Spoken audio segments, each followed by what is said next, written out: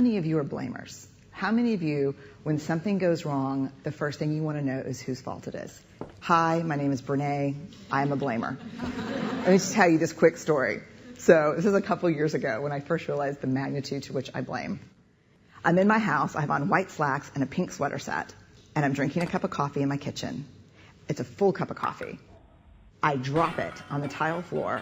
It goes into a million pieces, splashes up all over me. And the first, a millisecond after it hit the floor, right out of my mouth is this: damn you, Steve. Who is my husband? Because let me tell you how fast this works for me. So Steve plays water polo with a group of friends. And the night before, he went to go play water polo.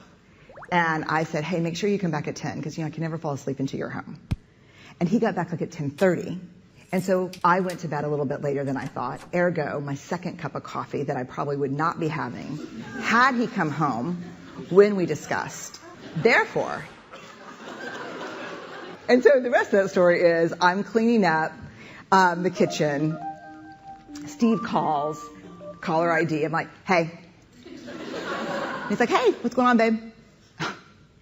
What's going on? So I'll tell you exactly what's going on.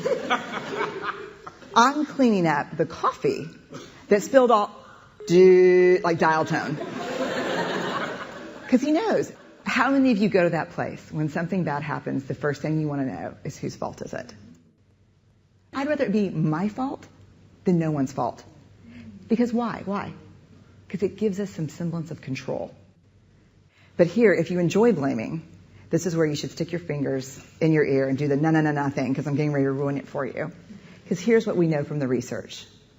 Blame is simply the discharging of discomfort and pain. It has an inverse relationship with accountability. Accountability, by definition, is a vulnerable process.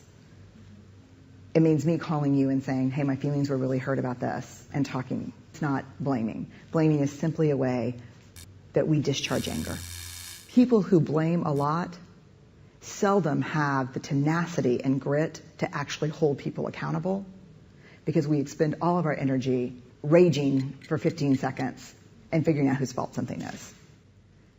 And blaming is very corrosive in relationships, and it's one of the reasons we miss our opportunities for empathy. Because when something happens and we're hearing a story, we're not really listening. We're in the place where I was, making the connections as quickly as we can about whose fault something was.